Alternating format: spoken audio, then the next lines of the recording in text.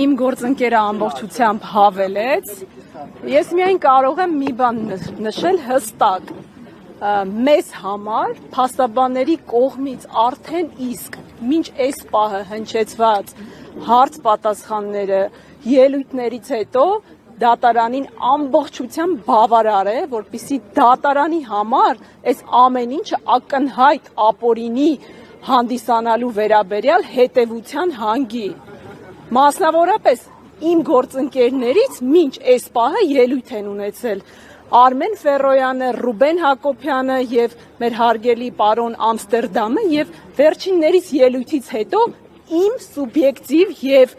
վստահաբար կարող եմ ասել համոզվածությամբ այլևս կարիք չկա դատական նիստը շարունակելու,